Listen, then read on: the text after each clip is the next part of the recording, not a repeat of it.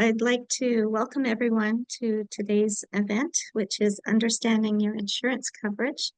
This is being brought to you by the CPD Committee of the Law Society of Yukon and CLIA.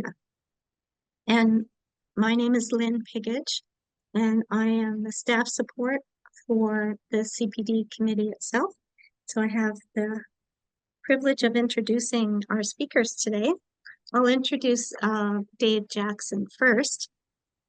Dave Jackson is the Chief Executive Officer of the Canadian Lawyers Insurance Association, CLIA. Dave is the first CEO of CLIA and joined the organization in January of 2016. The CEO and the office of the CEO are based in Regina, Saskatchewan. So Dave is coming to us today via Zoom from Regina, and are responsible for the coordination and management of all phases of CLIA's operations. CLIA was formed as an insurance reciprocal in 1988 and provides specialized professional liability insurance for private practice lawyers in Canada. I believe Dave is going to speak more to that later. Prior to joining CLIA, Dave was the Director of Legal Services, Insurance, and Risk Management for the Saskatchewan School Boards Association. Dave also sits as a board trustee on the 3S Health Board, providing oversight to an employee benefits plan for 45,000 healthcare workers in Saskatchewan. Dave holds a Bachelor of Arts degree in Economics and Finance and a Master's degree in Public Administration from the University of Regina. He is a certified risk manager, a CRM, receiving his designation from the University of Toronto in 2005. So welcome, Dave, and thank you. And now I will introduce Melanie Hodges-Neufeld, who is also joining us from Regina. Melanie is the communications advisor for CLIA, and she's a practicing lawyer who joined CLIA in 2023 in the newly created role of policy and communications advisor. From 2020 to 2023, she worked with the e-Justice team, the Ministry of Justice, as lead knowledge engineer on the development of legal guided pathways for online dispute resolution projects. Previously, she was Director of Legal Resources with the Law Society of Saskatchewan, so she's well familiar with law societies. Melanie holds a Bachelor of Law and Master of Laws from the College of Law at the University of Saskatchewan. So welcome, Melanie and Dave, and thank you for providing us with this CPD event. Thank you very much, Lynn. It's a pleasure to present to your jurisdiction. We want to thank the CPD committee and you, Lynn, for the invitation for us to be able to do this.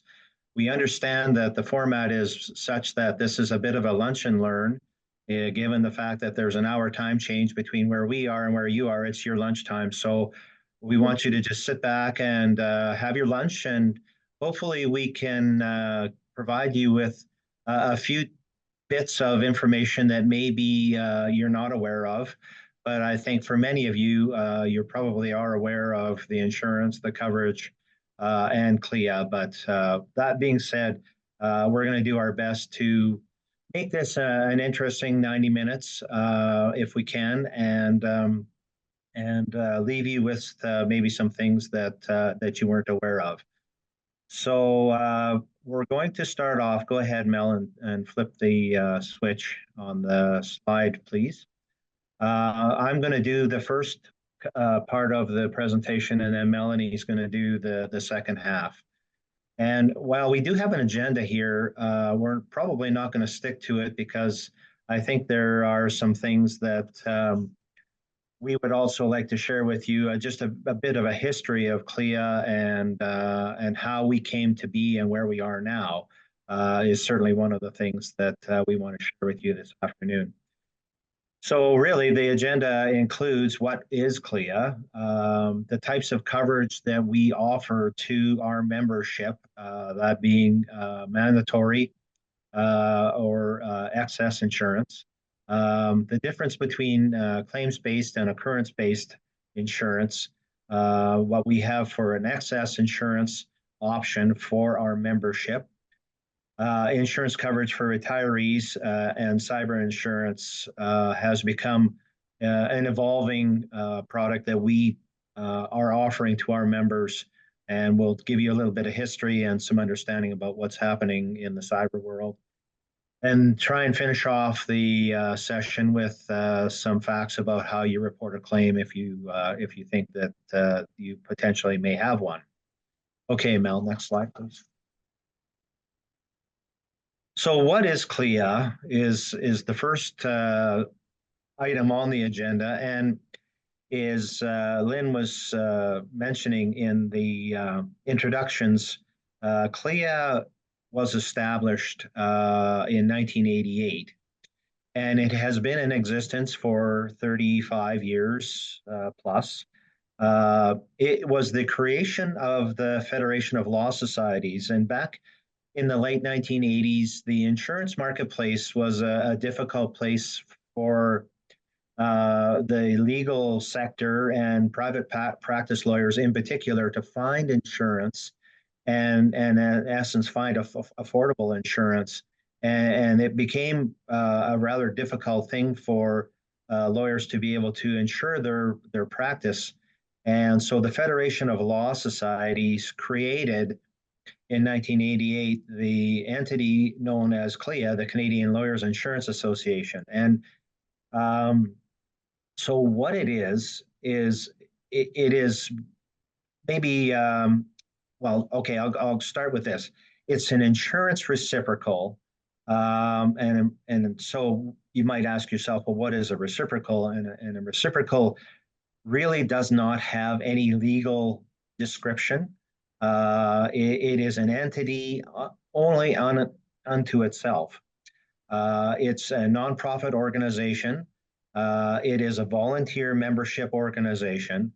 And right now, CLIA is made up of 6 provinces and 3 territories. So it includes all of the provinces except for British Columbia, Ontario, and Quebec. And all the 3 territories are included in volunteer membership. The members have the opportunity as subscribers of the reciprocal to decide whether they want to be members or not at the end of a 3-year, what we call underwriting period. So every 3 years, they have to make a declaration to CLIA as to whether they want to continue on for another 3 years or not.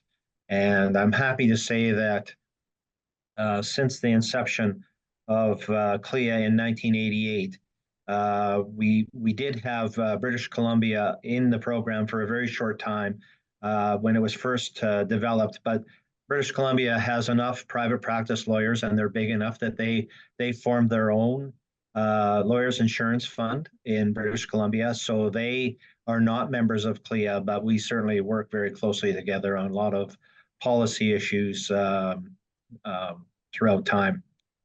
Our objective really is to assist law societies in fulfilling their public protection mandate. We are here to administer the insurance reciprocal and assist with the management of any claims that we receive from any of these jurisdictions.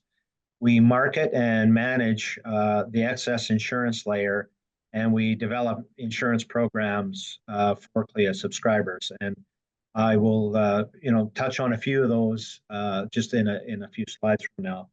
I think the message that we'd like to provide here for you is that most importantly, we are here for you, the private practice lawyers, and we work daily with lawyers from across the CLIA jurisdictions in repairing, resolving, and rectifying issues and problems that sometimes are identified as negligence. Most of the time, we look at them as just errors or mistakes. And what we do in our office here in Regina is pretty much daily. We do quite a bit of brainstorming and working together as a team to help resolve and mitigate some of these situations before they, in fact, become claims. Okay, Mel, next slide. So, what is a reciprocal, you might ask? And I think it's probably easiest to start off by identifying what it is not. And as I mentioned in the previous slide, it really doesn't have an entity. And the reason that it doesn't have an entity is primarily for tax purposes. So there's no income tax paid on any of the investments or the underwriting income that we receive.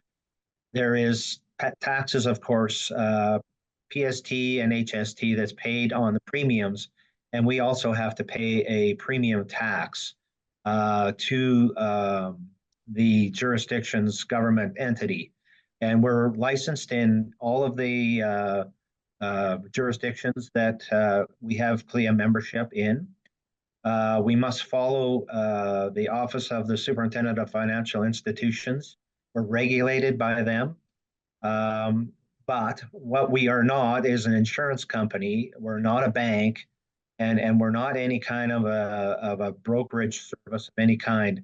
We are really just a um, a reciprocal is really just uh, an agreement between the members to share risk among each other and apply a standard insurance policy to all of the members that they will follow. Okay, Mel, next slide, please.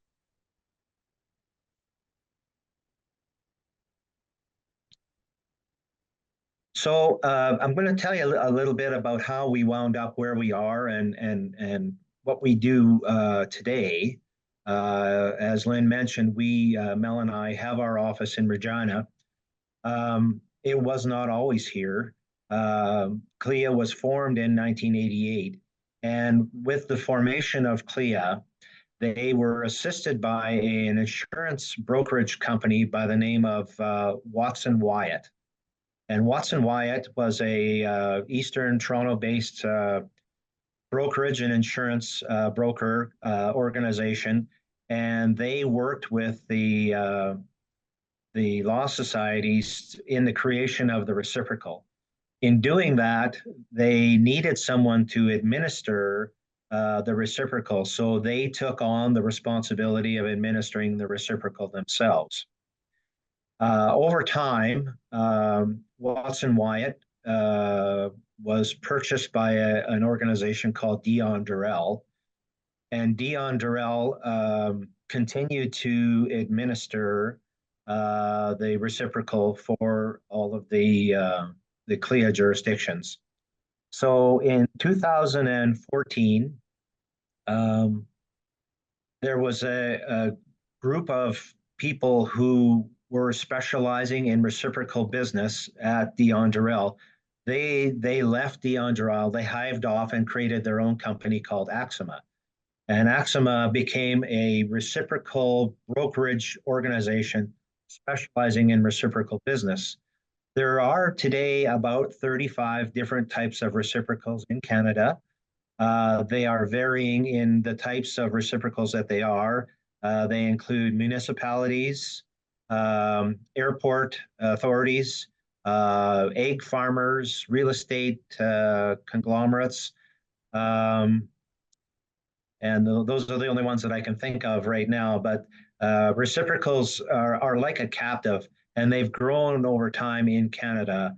And when Axima left, or when the folks from Dion Durrell left and formed Axima, Axima was managing and administering reciprocals for 6 different uh, companies, and CLIA happened to be just one of them. So in and around 2014, the membership were of the belief that the costs of the administration were continuing to go up by using this third-party administration service in Toronto. And they were starting to get complaints about some of the service that they were getting from this organization because it wasn't an exclusive service that was provided just for CLIA members. They had, again, other reciprocals that they were managing. So the membership made a decision that after 30 years in existence, that they were mature enough that they could warrant having a central office. And so they went through the process of creating a job description, hiring an executive search firm to find a CEO who will run the reciprocal and take over the administration from this third party. I happen to be one of the people that the executive search firm identified and went through a process of interviews and was selected as the CEO of CLIA. I live in Regina. My career has been spent in Regina working for insurance companies and insurance programs, much like CLIA. And really, that is in essence why the central office is located in Regina. It's because this is my home. They wanted me to set an office up here and transition all of the administration from the third party in Toronto to this office in Regina. So we started upon that. I was hired effective January the 1st, 2016, and set up an office here. I hired a number of staff from my old office who came over here with me. And today, in our office in Regina, there's six staff members, including myself and Melanie. There's six of us. We are primarily responsible for the administration of the reciprocal. So that is, in essence, how we arrived here. The transition took about 3 years. It was a long and challenging transition, but we were able to do it kind of piece by piece. The whole structure of CLIA really changed after this transition. The board, the governance of CLIA used to be by membership. And every meeting, all representatives from all the jurisdictions would come together and they would meet and they would have a discussion about the performance of CLIA and talk about the things that they wanted it to do or didn't want it to do.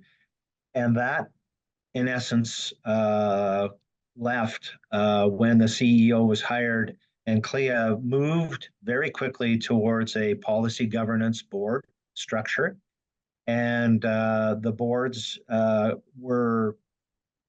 are selected by a nominating committee. It is a skills-based board. We have 7 members on that board. Each of those board members can sit for 3 consecutive 3-year terms. So they can sit up to 9 years on the CLIA board. It is a diverse board, and we think that it's very functional. One of the things that the membership of CLIA, the subscribers, the Law Society of Yukon being one of them, had to agree upon was a number of documents that basically outline how the reciprocal operates and what our responsibilities are and what our authorities are and what the board's authorities are. And so we have documents here. They're called the rules of the reciprocal. They need to be agreed on by all of the subscribers. They are reviewed every 5 years, and any of the changes that need to be made to the rules are done at that time. So the board is now made up of 7, 4 of which have to be lawyers, not active, but lawyers could be retired, could be active. And from that group of board members, and with a new CEO, we started to look at the sort of strategic plan of CLIA and where we wanted to go as far as an organization was concerned and how we could continue to bring value to our members. You remember now, when the Axima days, they had other clients that they were responsible for. CLIA is solely and only here to provide service and value to its members, which are the law societies that subscribe to the CLIA jurisdiction. So we are exclusive for our CLIA membership, and we did some strategic planning. Out of that strategic planning came some of these founding principles. I'll share those with you now. The founding principles are to provide a reliable and permanent source of insurance on a nonprofit basis. Number two is to ensure the availability and reasonably price an effective excess insurance product for our members. To stabilize premiums in both mandatory and excess insurance layers, and to ensure premium rates reflect the loss experience of Canadian lawyers. So, Mel, can you flip to the next slide, please? When these are the products that CLIA offers to its subscribers, we have a mandatory errors and omissions coverage. There, we have a defalcation compensation fund coverage. We have an excess errors and omissions coverage, a mandatory cyber crime coverage, and a standalone excess cyber crime coverage. So when I started here in 2016, the only types of coverage that existed was the mandatory errors and omissions coverage and the excess errors and omissions coverage. No, that's not true. Those were the only products that existed when the reciprocal was formed. The defalcation compensation fund coverage was developed in March 1st of 2006. The mandatory cyber crime insurance coverage became effective in July of 2017, and the standalone excess cyber insurance coverage became effective in July of 2021. So I share that information with you because I think it's important for you to understand that these insurance products and these programs have been a bit of an evolution. As we hear from our members and our subscribers, the law societies of Canada, of some of the things that they're concerned about, some of the exposures that may be happening in the private practice area, we try to develop products that we think will mitigate some of those risks. And as you can see, and as I shared with you, originally all there was the errors and omissions basic mandatory insurance with an excess layer component that you could buy into. Since then, the defalcation insurance was developed, and then the cyber programs as well. Just to share with you, for those of you who may not know, what we consider to be defalcation insurance is it's trust fund insurance, and it is available for lawyers to purchase in the event that actually it's available for our subscribers, the law societies, to purchase to protect the public interest in the event that there's a misappropriation of trust funds by a private practice lawyer in a particular jurisdiction. So in 2006, there was some agreement that that was a risk that the law societies were facing, that private practice lawyers had a history, a bit of a history, or a potential, or a potential to misappropriate trust funds, and so there we created this defalcation compensation fund coverage to protect the public interest in the event that lawyers were taking money out of their trust accounts inappropriately. Okay, Mel, to the next slide, please.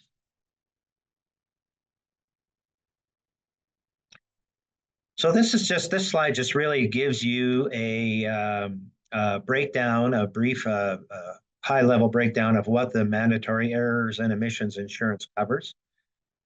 It basically covers errors, omissions in the rendering of professional services to others. The Law Society rules require lawyers to be insured. When you graduate from law school and you are going to apply to be part of the bar, you are write your bar exam, you get your license, and part of that process includes having some mandatory insurance in place to protect you and the public from any error or omission that may occur in your uh, offering of professional services as a professional lawyer. The limits on the mandatory insurance provided are $1 million per claim and $2 million in the aggregate. And the aggregate is an annual aggregate, so you can have up to $2 million per year in claims, but each claim can only be $1 million. Those are the limits that we offer. Those are the same in every jurisdiction, Yukon or Manitoba, Saskatchewan, any of the other provinces. That is the same limit that's offered through our program. Individual lawyers are responsible for a deductible of $5,000 on each claim. And CLIA is responsible for the management of those claims up to the $1 million. And then anything above that is going into the excess insurance layer. The excess insurance layer is what Mel is going to talk about. It's basically a layer of extra insurance that sits above the mandatory program that is underwritten and reinsured by the commercial insurance marketplace. So while CLIA is a reciprocal, we are a pool of money that is shared where the risk is shared among all of the subscribers. The excess insurance sits above that $1 million limit, and that is all completely underwritten and reinsured by the commercial marketplace. Okay, Mel, next slide, please.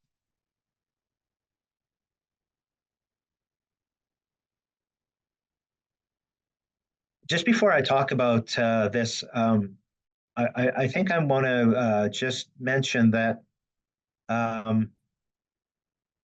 the relationship between the reinsurance market and CLIA is a very unique one, and it really is one of the reasons why I think it's important um, for firms that have the opportunity to buy excess insurance through CLIA should do so. When I talk about the mandatory insurance program and then the excess layer that's above that, when the excess insurance is purchased through CLIA, we have an excellent relationship with the underwriters in the commercial marketplace. We have the ability to manage claims in the excess layer.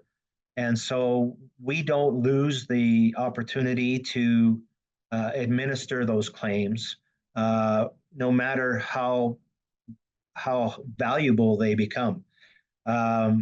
If your excess insurance is purchased from some other commercial insurer outside of CLIA's jurisdiction, they will be the ones who will decide whether the claim is paid or not. They will be the ones who decide whether the claim is going to be managed or not, whether it's going to be approved or not.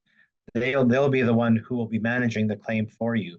So it does make quite a difference in the overall management of files that where you buy your excess insurance through CLIA, that we are able to have this relationship with the excess insurers that allows us to be able to work very closely with them and keep some control over how these files are managed, and to make sure that they're not denied at any component along the way until they're resolved, either through settlement or through trial.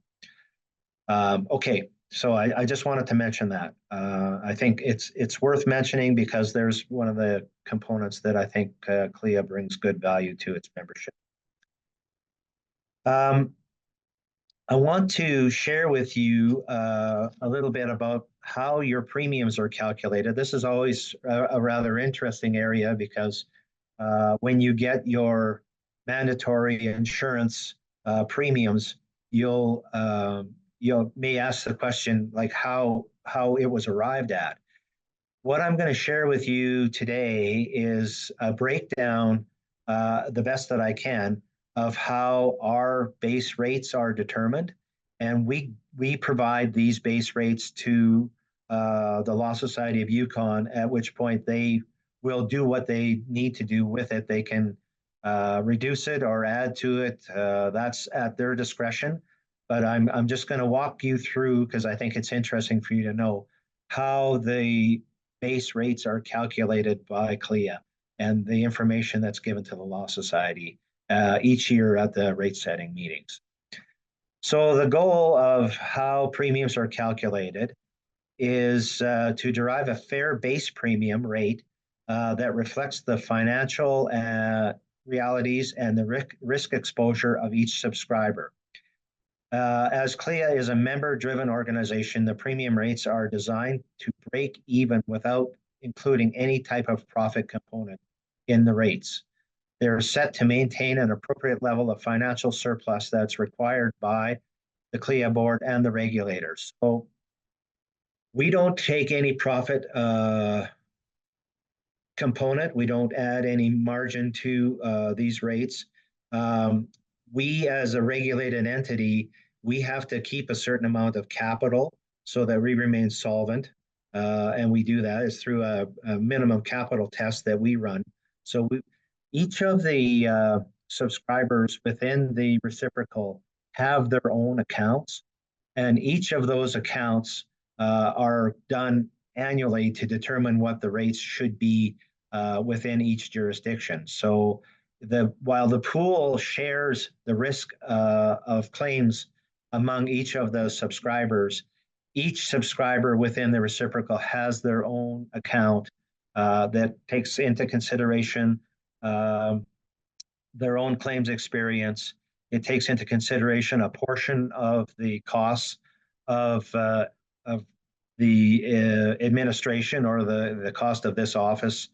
It takes a portion of the investment income that CLIA makes as an organization on behalf of its subscribers. But each one of them is done separately, and each one of these calculations is done by jurisdiction during the rate setting time. Okay, Mel, the next slide, please. So step number one is determining the base premium, and that is done actually on an annual basis by an actuary. And the actuary looks at the expected losses for each subscriber and CLIA as a whole on a 10-year basis and looks at the previous claims experience within that 10 years. It assesses the changes in frequency and severity of the claims and factors in the CLIA administration expenses, anticipated investment returns, and the discounting for time and value of money. And so that's what the actuary does. Okay, Mel, next slide, please. And this is really how the calculation is determined. And this is the base rate that was given for the Yukon Law Society in 2024-25. The bottom number is $1,986 per lawyer. And this is how that number is calculated. So the expected number of claims and the expected loss per claim is the information that is given to us by the actuary. So the actuary will look at the 10-year span of time. They have what are called triangulations of claims history, and they look at that and they give us averages of the number of claims that you're going to have in this year. So for the Yukon Law Society of Yukon, the expected number of claims is 2.5. The expected loss per claim based on the actuarial analysis is $119,760. So the rest of this is just really math. If you take the $119,760, multiply it by 2.5 claims, you get an expected aggregate loss amount of $299,400. And then we apply a discount factor because that is part of the calculation of that comes from the actuary that determines the portion of the pool and how the risk is divided up among the subscribers. And for the Yukon, the discount factor is 82%. Excuse me. So you take the 299,400 expected aggregate loss, multiply it by 82%. You get a discount expected loss of $245,404. And then you subtract off the expense load of 30.73%. And so the expected loss and expense load is $169,936. You take that number divided by the number of lawyers, which is 86, and your rate per lawyer comes out to $1,976 per lawyer. And then there's a $10 stop loss fee that's added to the rate per lawyer, and you come out to $1,986. That's in essence how the rates on a per lawyer basis for the mandatory insurance are calculated. Again, it's really based on claims experience and the frequency and severity of the claims over a 10-year period, and then adding in some discount factors and some expense loads is really how you get it. And this is the number every year in late March, early April. The subscribers meet and we go through this process with them, and we give them the numbers that make up the base rate for the CLIA insurance each year, and then they take that number away and they can again add or subtract to that depending on what their needs are from a law society basis. But that's basically the base rate. That's how it's calculated. For information.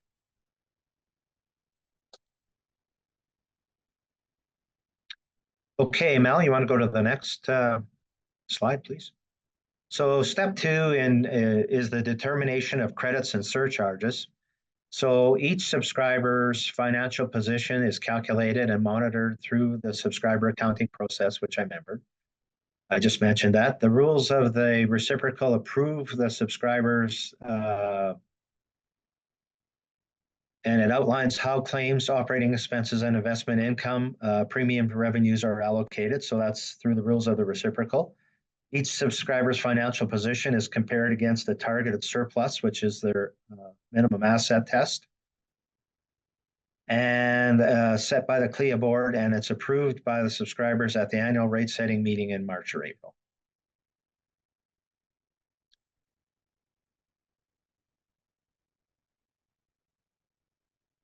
Okay, Mel, the next one. Step three, the final premium calculation. The base rate from step one is combined with the premium credits from step two, and that is how we determine the actual rate. From year to year, we're having some pretty substantial fluctuations in what our premiums were being calculated to. And the subscribers came to us and said that they would prefer to have something that's a little more manageable and a little more budgetable. And so they asked us and they voted on changes to be no more than plus or minus 25% from the previous year. So the minimum amount of surplus, 25%, must be maintained within CLIA before the surplus is distributed or reassessed. And that is a requirement. Okay, now, next one. Okay, so moving away from the premium calculation, this is a topic that I like to have a conversation with folks about because it is a bit different than traditional commercial insurance coverage and policies.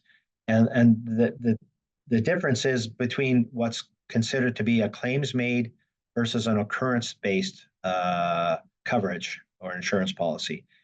CLIA is a claims made policy. And what that means is that it covers claims that occur and are reported within a specific time period set by the policy.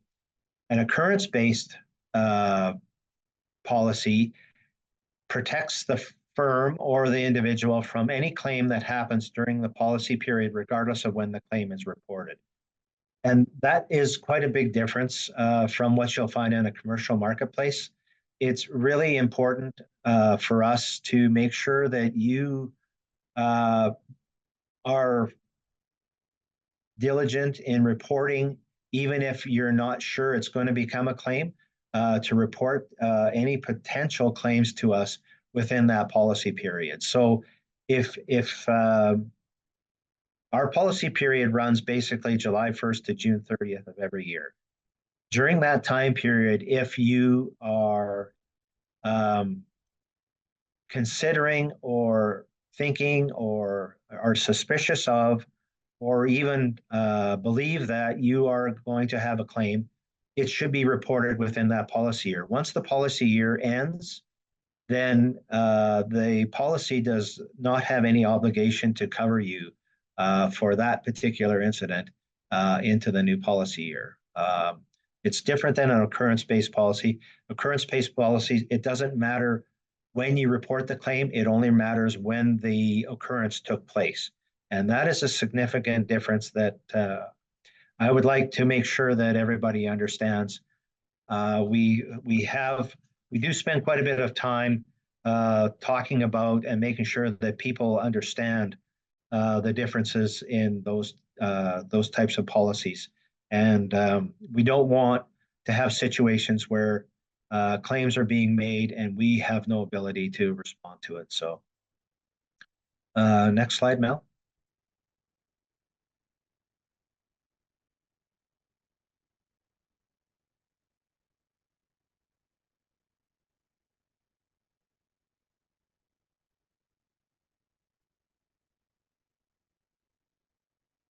Okay, not sure what I was even thinking about on this slide, but I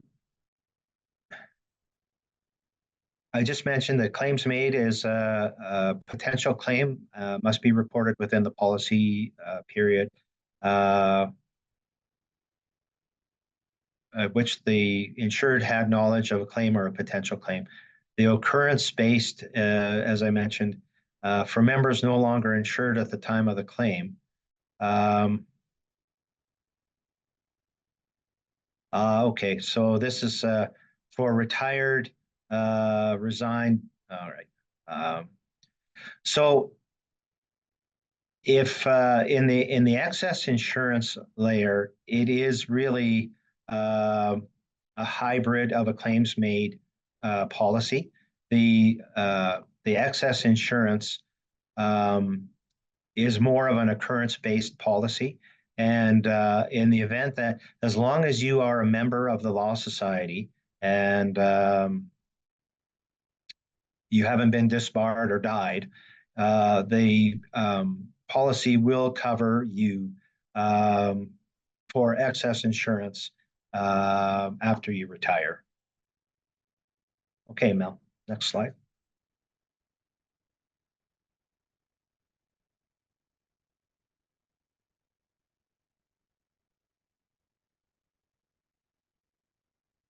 So just again, carrying on with the excess insurance policy, the insurance needs to be in place when the claim is made and not when the work is done. Not traditional base coverage. Firms that do not renew their insurance with CLIA have coverage for losses reported after the expiry date of the policy. So in the excess component, if you decide as a firm that you're going to leave the CLIA excess insurance program and purchase excess insurance in the commercial marketplace, if you have people who were retired and no longer work for the firm, coverage no longer exists for them. Mel will have a conversation with you about retirement insurance. We do have some coverage available for members who are retired, whose firm no longer purchases insurance through CLIA. Okay, Mel. All right, I'm going to turn this over to Mel, and Mel is going to continue to Actually, Dave, I still provide. had you on this one. Oh, okay. You've already Yeah, talked about it, but I did. We wanted to give you an idea of the defalcation insurance. This slide just basically explains what the defalcation insurance is. Um, we call it the comp fund. It's a reimbursement program.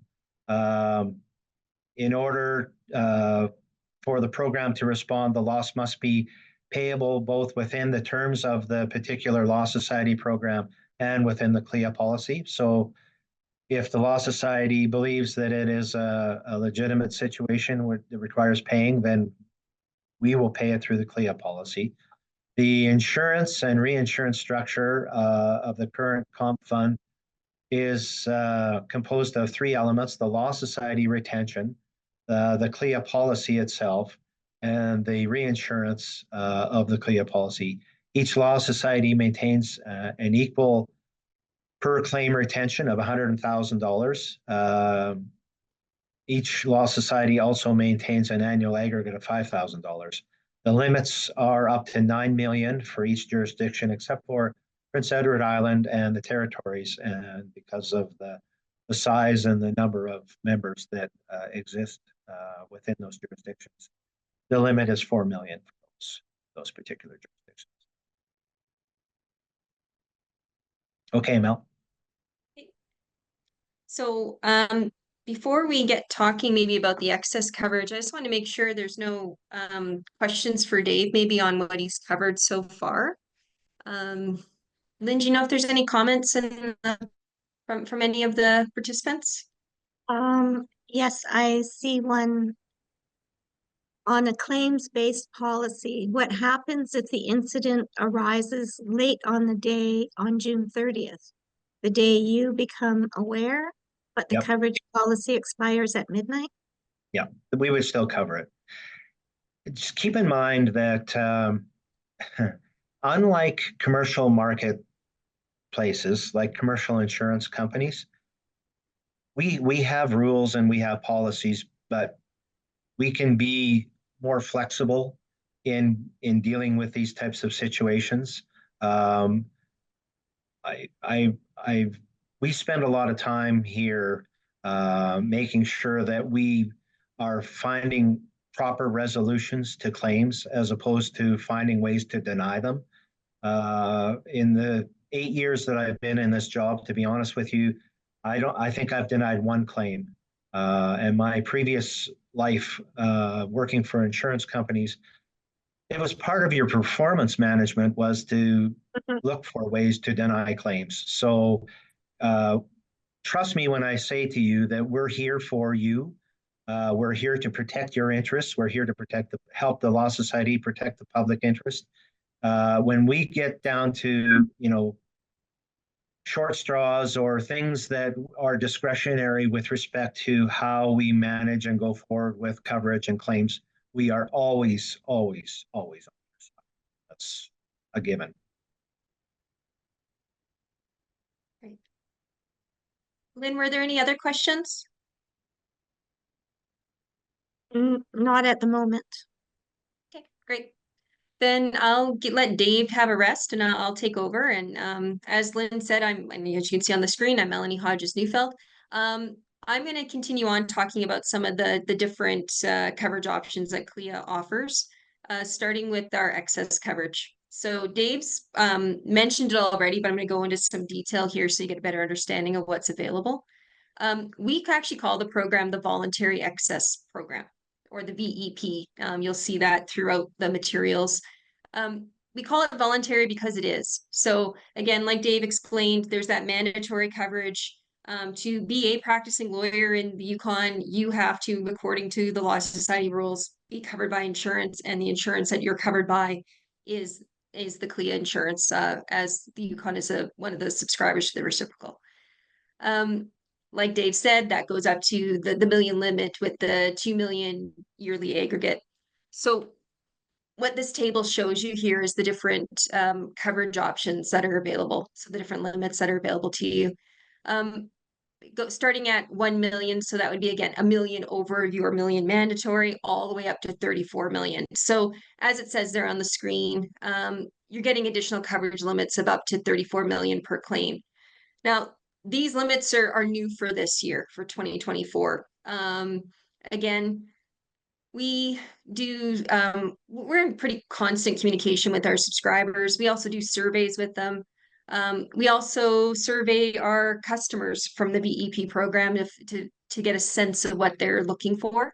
And one thing we really heard in the last year leading up to this renewal period is higher limits are something that they desired. So again, Dave worked his magic with the markets and got our limits up to the 34 or 35 million.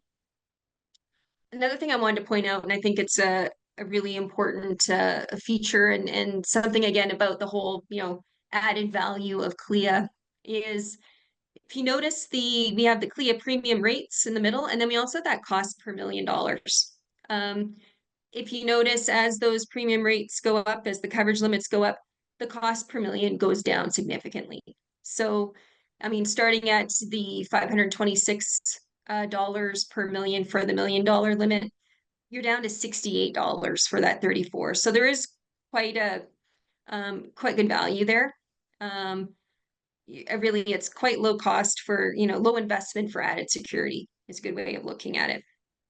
Again, depending on the type of work that you're doing. So, and just Dave touched on some of these already, but I just wanted to highlight a few things. So like Dave already said, it's, our VEP program, it's 100% reinsured to the commercial insurance markets. And again, Dave already touched on that. So CLIA retains no risk, but does have credit risk and collection risk, etc. So again, Dave touched on how that mandatory is pooled with the law society, but this is, again, the excess layer is it's all through reinsured. The rates are driven by the global reinsurance markets, and again, Dave and other team members here again deal with the markets to get those determined each year. VEP expenses are added to the rates. Another important thing I think to point out is CLIA collects no commission or profit sharing from the markets. It goes directly into the premium calculations. So again, like Dave's been, something that he's pointed out several times so far in our presentation is, again, how CLIA is different than an insurance company. And again, it's about this going directly into that premium calculations. The VEP is also a form policy to the mandatory insurance. And again, Dave's touched on it, but didn't quite. I'll articulate it a little bit clearer here for you, perhaps. So again, the excess coverage is under the same terms and conditions as the underlying mandatory policy. So again, it's providing that same coverage. Really, the only difference is the limits that are offered. So there's no difference. And again, that policy period is from July 1st to June 30th. We tried something a little different this year, again, listening to what our customers and subscribers are telling us, and we opened a little early. In previous years, we've opened June 1st, been a mad rush to get those applications into for the policy period. We decided to open May 1st this year, so actually proved to be highly successful. Gave people a bit more time. We realized that folks had kids that were school year was ending in June, holidays were starting, so let's get that renewal period started early. If you're interested in more information, again, on the renewal and what that looks like, we have quite a bit of information on our website. So it's just clia.ca. And you can always reach out to us as well, and if you have any questions. Dave, I was going to ask you to advance the slide, and I just realized it's me. There you go. Okay, so next thing I wanted to touch on is, do you need excess coverage? That's probably one of the number one questions that we get here at CLIA, is, helping people determine whether or not they need more than that mandatory coverage. So as we said, it provides that extra layer of security. surge or defense and indemnity costs exceed the primary mandatory limits. Oh, go ahead, Lynn. We just have another question, so I thought I'd just throw it in Sure. just for fun. Person writes and says, I'm a sole proprietor, but share an office with other lawyers. In the past, I was told that for me to buy excess coverage, that every lawyer in the office needed to have it. Is that still the case? It's my understanding that that would be the case. Dave, is anything else, I would anything say different? they are a sole proprietor and they share office space. So they're not a firm, they're a sole proprietor, I That's assume. Right. So That's yes, correct. Yeah. yeah. I would say to have, what was the question? If they, if They're a sole buy excess proprietor insurance, and yeah, they've been told in the past to buy excess coverage. In order to do that, that every lawyer in the office that they were sharing would need to have it. So is that still the case, or could the person buy excess insurance just for themselves, even if the other lawyers they're sharing with don't have it? yeah. I Maybe I don't know. misunderstood. I tend to disagree with Mel, and I would say the only thing that brings these folks together is the fact that they share office space, and that's really it. Each of them are sole practitioners on their own. If they didn't have an office space in the same office as these other people, say across the street or next door, they could buy excess insurance themselves there.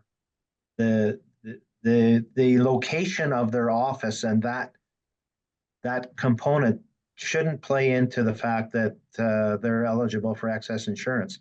They are not a firm.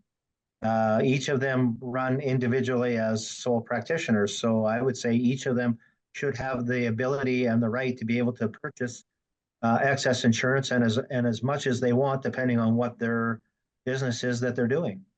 That would be my answer. Yeah, Dave, I misunderstood the question. I do agree with Dave. Okay, thank I you. hope that helps. Okay.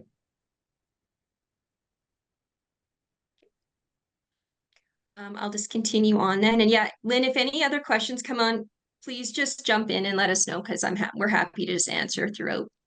Yep, I will. Okay, thanks. Another point again, and you probably had time to read these on the slide, but I'll go through them anyways.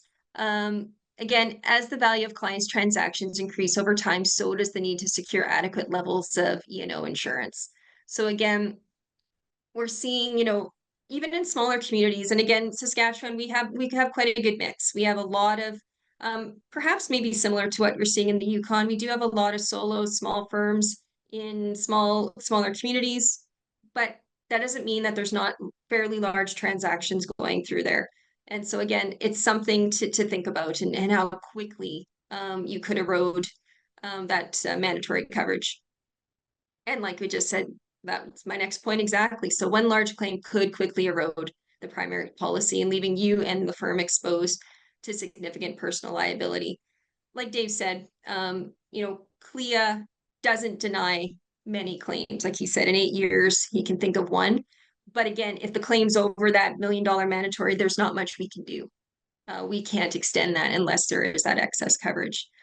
And then just a couple of things, and I've kind of already touched on this, but again, it's not just for higher risk areas or large firms.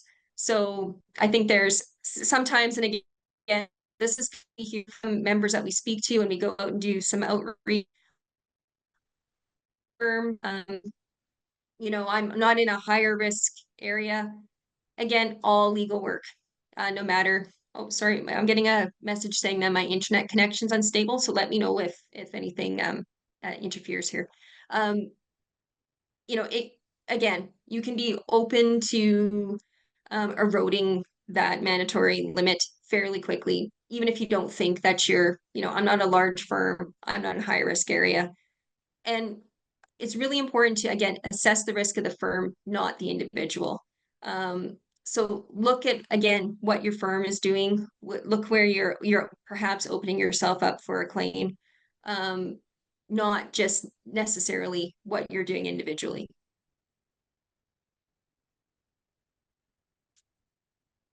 A few factors to consider. And again, we try to, you know, again, we can't tell folks whether or not they need access, but again, giving them some factors to think about so they can evaluate their own needs. But again, the type of transactions and the potential impact on your clients. So again, even if you're in a smaller location, even if you're a solo practitioner, what kind of transactions are you dealing with?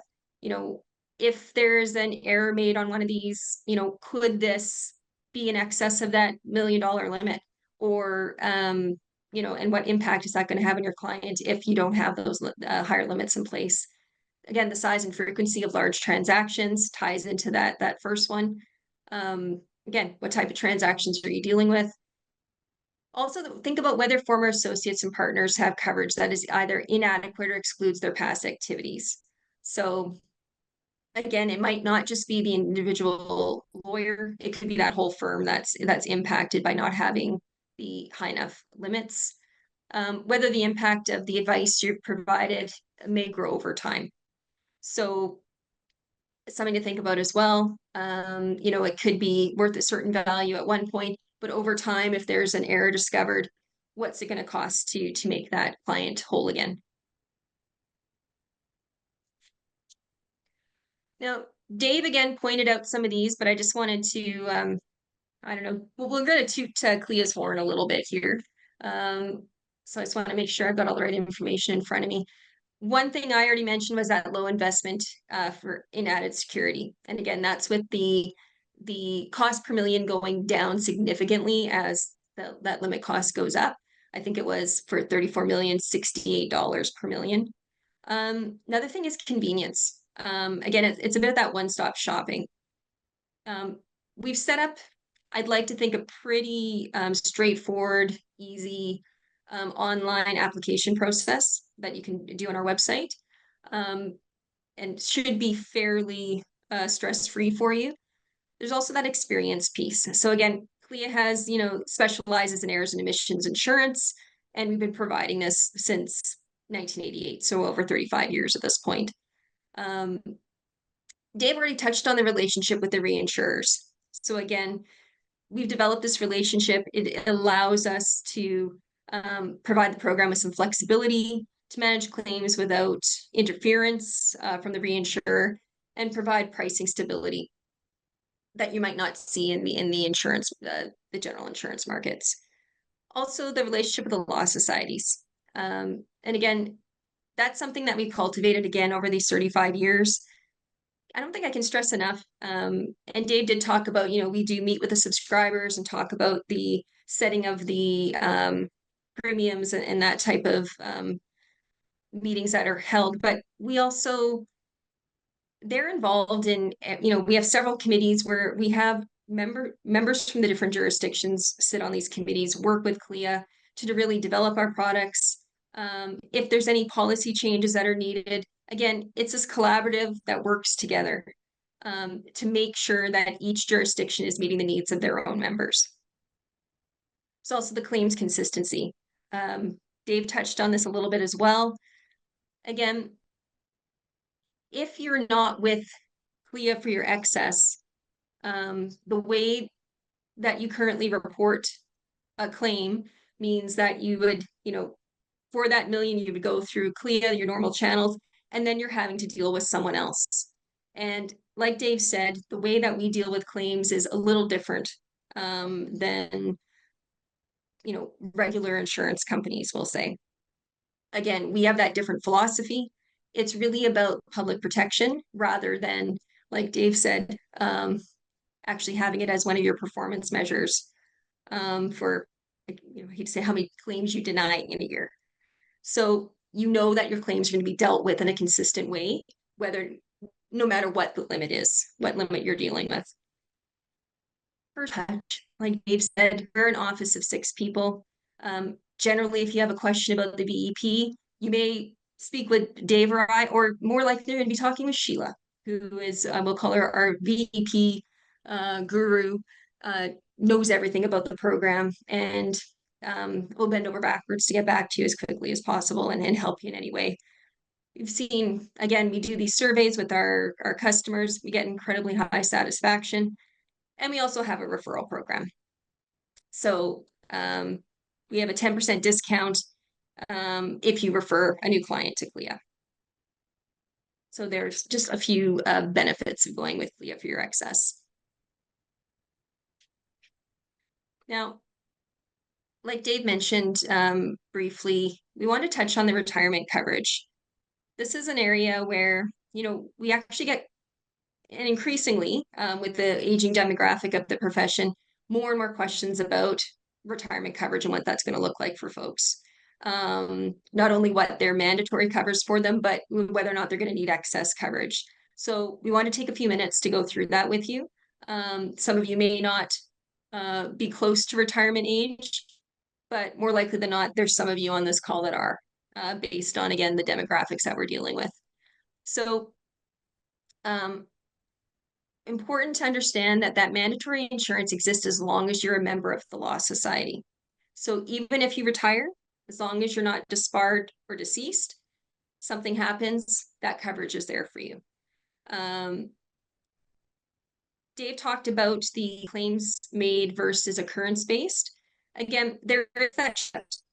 So up until you retire, you're an active member, your policy is claims made. So like Dave said, that means within that policy year, as soon as you become aware of the claim, you better be making it in that policy year. It's not occurrence-based, meaning that you can then make the claim whenever. It needs to be made in that policy year. After retirement, the policy will cover any claim that arises as long as the occurrence took place during the period in which the member was insured. So you retire 2 years ago, there was the occurrence. As long as you were insured, you're still going to be covered for that, even if you become aware of the claim and make that claim later after you're retired. Of course, always remember that that's going to be subject to the policy exclusions, and the coverage is limited to matters arising out of professional services rendered prior to retirement. So if you've retired, you're giving, cocktail party advice later on and something happens there, again, you weren't covered by that policy at that time, so you wouldn't be covered for that work. It has to be those professional services that you provided back when you were an active lawyer.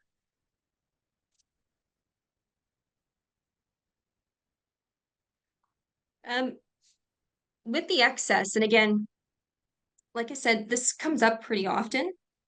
People, and more, we're seeing this with people contacting the office and really wanting some insight on whether or not they should be getting that excess coverage after they're retired. So things we point out to folks is it's really important to remember being retired doesn't mean you are no longer responsible for the work performed prior to retirement. Like I was mentioning on the previous slide, if an event occurs, again, you're still covered under that mandatory. But again, if you're looking at, an error that is exceeding that limit, again, you may want to have that excess in place. Like the next point says, although that mandatory insurance coverage applies as long as the occurrence took place during the period in which the member was insured, the excess does not. It only applies to claims that occurred when you or your firm had CLIA excess coverage in place. Oh, go ahead, Lynn. We have another question that's come in.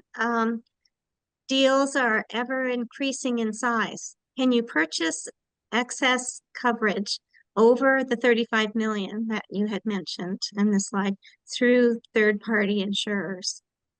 So can you get it for more than 35? I would imagine you could go out to the markets and find something over that if it's available. Dave, I don't think we have options that we could provide to you, but you could perhaps find that out in the open market. Yeah, I think it's Do you have anything important, you want to add? Lynn, Okay. that I think when we, as Mel mentioned, we survey our membership and they are the ones that give us the gauge as to how much limit they want available to them. Uh, we know that the majority of our membership are sole practitioners and small firms, but we don't really have a gauge as to what type of work they're involved in, what types of uh, um, capacity that they're looking for. So we survey them and they give us information back, and then we go out to the commercial marketplace and we see what we can find. You know, we've when I started here, 10 million was the excess limit, and we've gone from 10 to 14 to 19 to 25 to 34, all in the last 5 years. So yes, we can get more if the individuals want to buy 35 million from CLIA and have access above that. They're welcome to do that as well. You will probably have to find an insurance broker.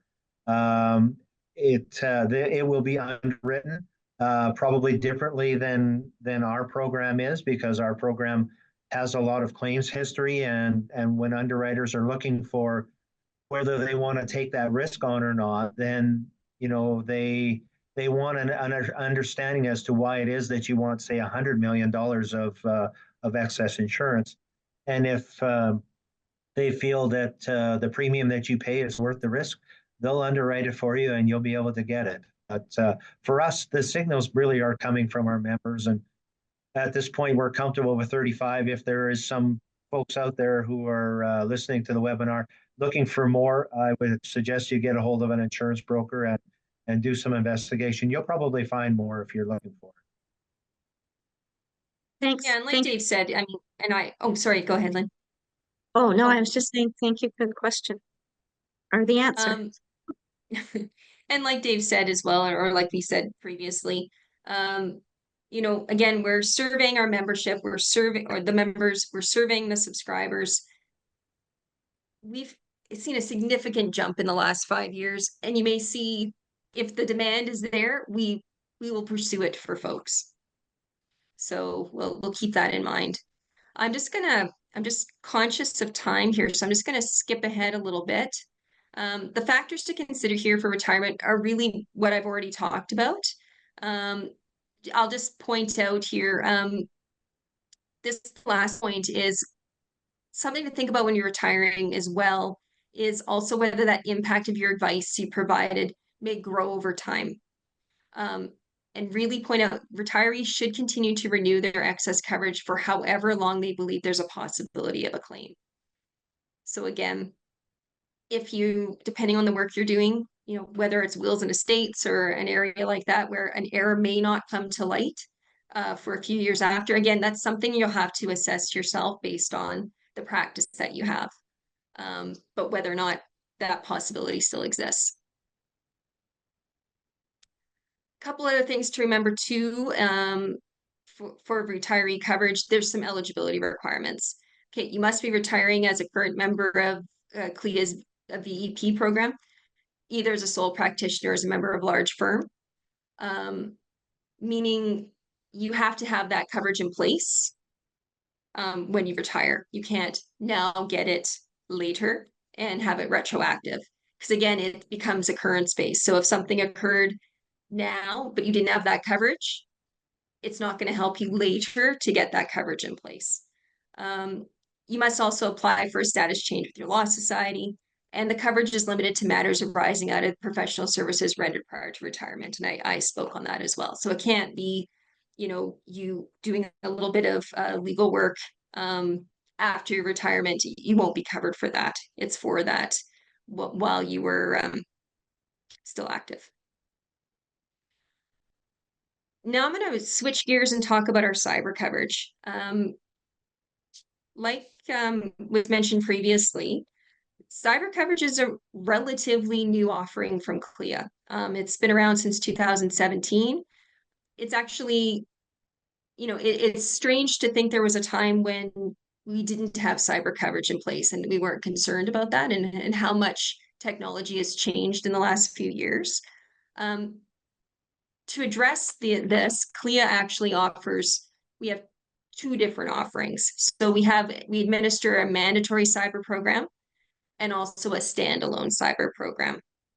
So the mandatory, similar to the mandatory E&O coverage you have, is purchased by each CLIA subscribing law society.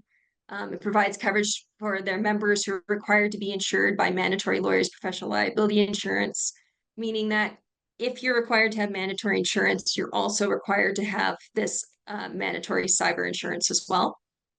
But like we have with Extra, we also have an enhanced optional standalone cyber insurance. And again, I'm going to go through these in much more detail in a second.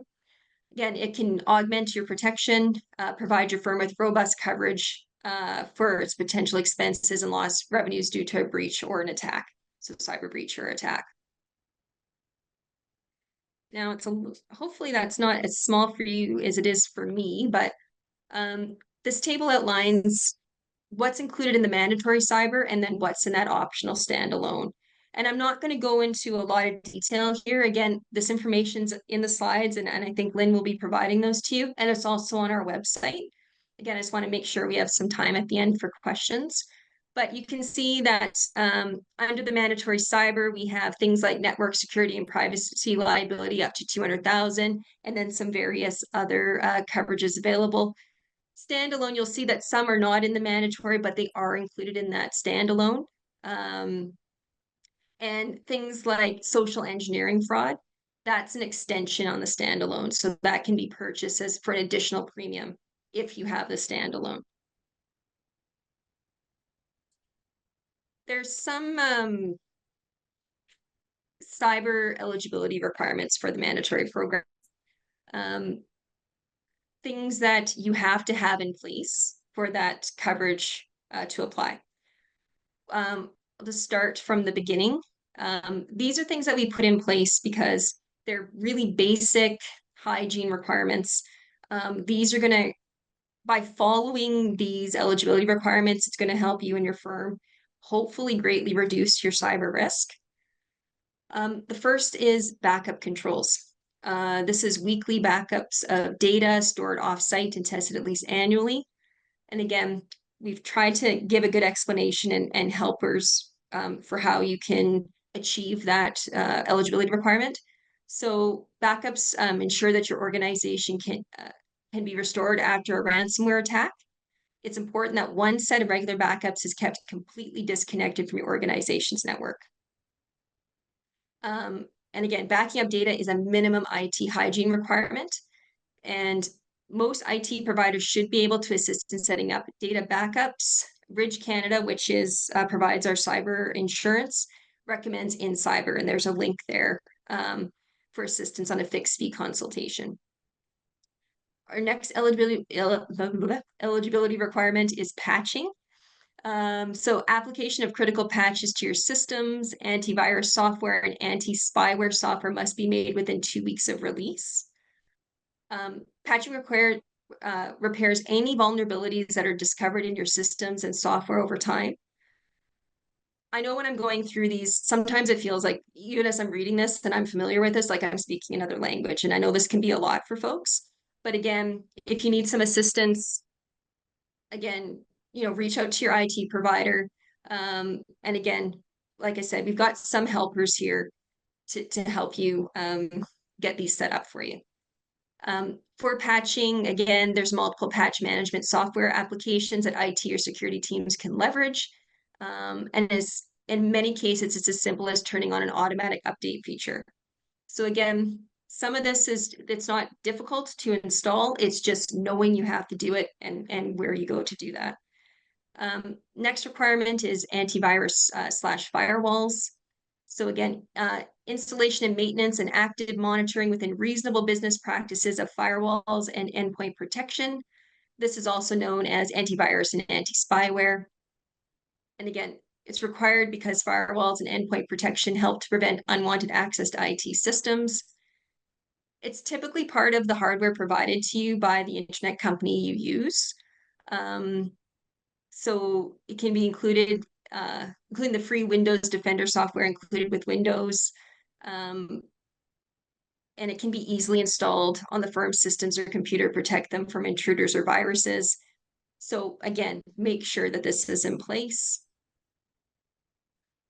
And a really important one that pops up and we're finding can really reduce the amount of social engineering fraud. And for those of you that don't know, social engineering fraud, which again is becoming more common, is when someone pretends to be, say, your client.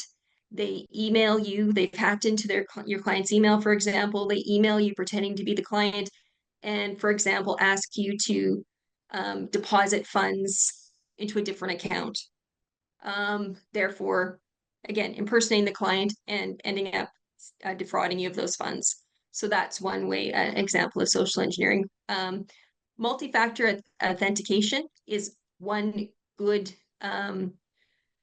system to put in place to help fight with that or fight against that. It's an authentication method that requires the user to provide 2 or more verification factors to gain access. It must be enabled on email accounts and for remote network access, also known as VPN. And again, why it's important, and this is really repeating what I've already said, hackers are gaining unauthorized access to networks by stealing login credentials. If you have multi-factor, again, it makes it a lot more difficult for hackers to do that. And here's some helpers for you. If you have Office 365, if you use Gmail, if you use something other than that, you should be contacting your IT provider. Email scanning, again, must be enabled on your mail services to ensure each email is scanned before entering your inbox and leaving your sent box for malicious attachment links or content. That can be, again, spyware, various other phishing emails, which can exploit people within your organization. Scanning hopefully will detect those before you're able to click on them. And again, there's some, whether or not you have Microsoft or Google, for where you can get some support on that. And I'd have to say, all of these are incredibly important. One of the most effective tools you can use in our eligibility requirements is employee awareness training. So again, engage in cyber awareness training for you and your staff on at least an annual basis.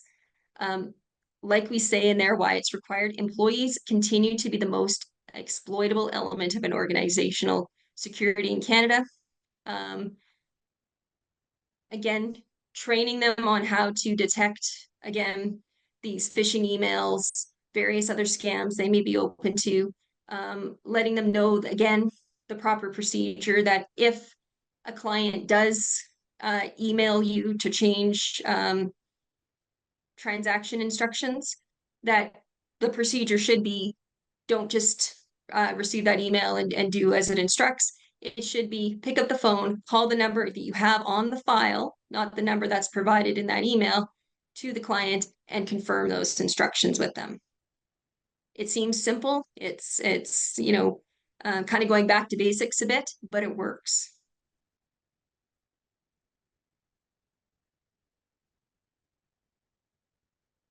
So for the cyber or excess cyber program, again, those are the requirements for the mandatory. Firms are required to go through an application process for the standalone insurance. They must meet certain requirements, and these are typically more extensive than the mandatory requirements in order to be eligible for insurance. And if the applicant fails any of the underwriting questions, they may still be eligible, but with additional underwriting, or they may not be eligible and be required to make changes to their IT systems or processes. And again, applying for the excess cyber or the standalone program, it's done through our website. There's an application process. Some of the questions, just to give you a heads up that you may be asked, if you have an IT department, you may need to get some of the answers from them about your systems. And if you need any of those questions in advance in order to do so, just contact our office and we'll help you with that. So I just want to quickly go through reporting a claim. Dave already spoke about it, and again, we can't stress the importance of early reporting on a claim. So you are required to report as soon as practicable after learning of a claim or becoming aware of circumstances which might give rise to a claim. You may think there's nothing to it. You may think, oh, someone has raised something, thinks I made an error. Oh, there's nothing there. Still report it. Let the insurer decide. Failure to report can jeopardize your coverage under the claims made policy.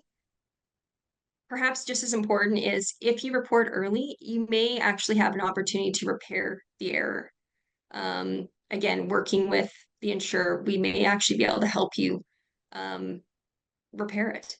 So report early, report as soon as you become aware.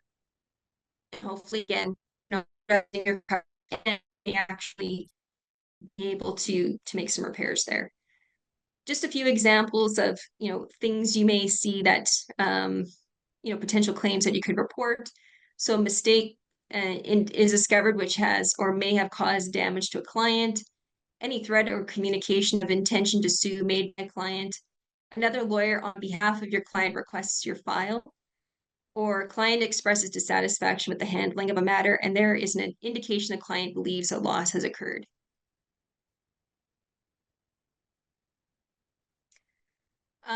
In the Yukon, claims are handled through CLIA.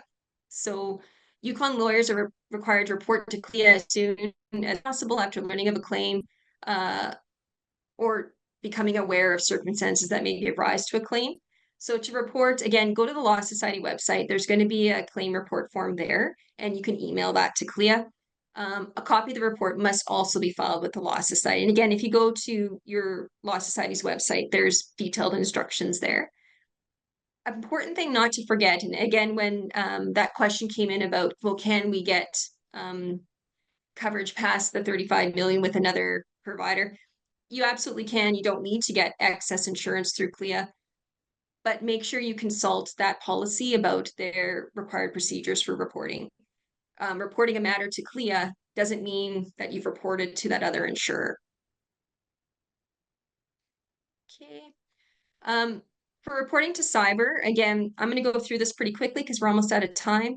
But one thing to keep in mind is just even the first step is just identifying whether or not a cyber attack has occurred. So we've included some examples here that may indicate to you that a cyber attack has happened. So your systems are locked and you receive a demand for funds, property, or services. Your sensitive data has been exposed or has been threatened to be exposed publicly. Data migrates off the network and is being sent to an unknown source.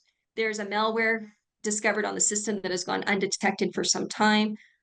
Your computer system performance has deteriorated or is interrupted and you suspect that it may be due to malware, or a client or vendor alerts you of a third party attempting to impersonate your business. So again, any one of these could be the indication of a cyber attack and you should report it. Again, step one, assess a theme if your email has been compromised and change the password. So if you think your law firm has suffered an email compromise, such as a phishing scheme, spam, and one of these social engineering frauds, immediately go in and change your password. And if you have, so enable that multi-factor authentication. Step two, engage with your internal or external IT provider. Some of you may not have that, so skip this step, of course, and just go to step three. If you do, contact them, give them a summary of the situation. Because they already know your systems, they should be the quickest to start evaluating the situation. But again, if you don't have that, report that cyber attack. So you're going to notify the CLIA cyber insurance program via email or that 800 number. You're going to communicate that you've had a potential event, give a brief overview. If you have an IT provider, specify that they're looking at the issue as well. That way they can work together to deal with the issue.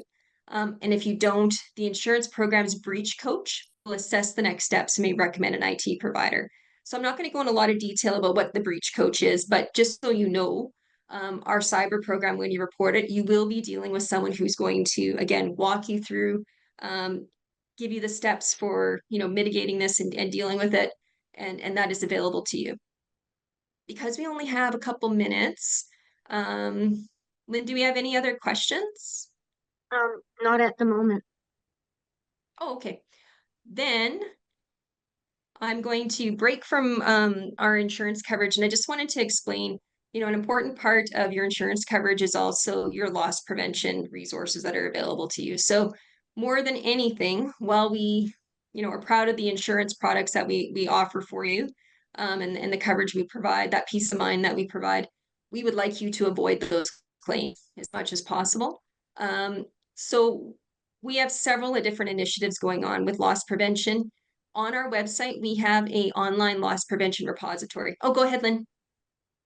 We have a member who wants to know if CLIA still publishes the book Safe and Effective Practices and has it been updated to reflect contemporary practice. And we have copies in our cupboard here in paper form. So if a member wants a copy of that book, they're welcome to come and get one from the Law You know what? Society.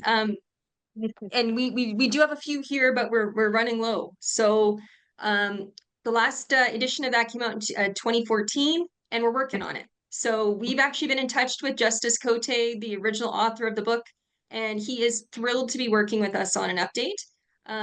So we're working on it. We're hoping that will be released in 2025.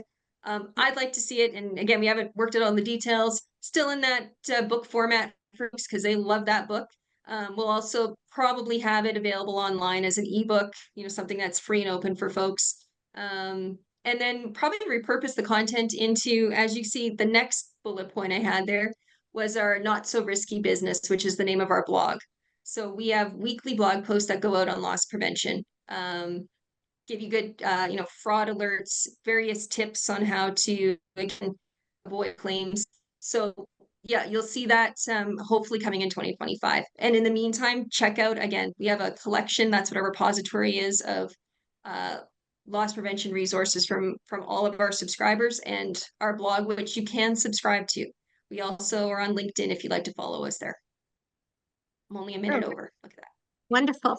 Well, so you will see these slides attached to the video on our website. So I'll be posting these slides for folks, and I especially want to thank Dave and Melanie for joining us today to teach us all about CLIA, and thank you for your time. Appreciate the opportunity, Lynn. Have a good afternoon, everyone.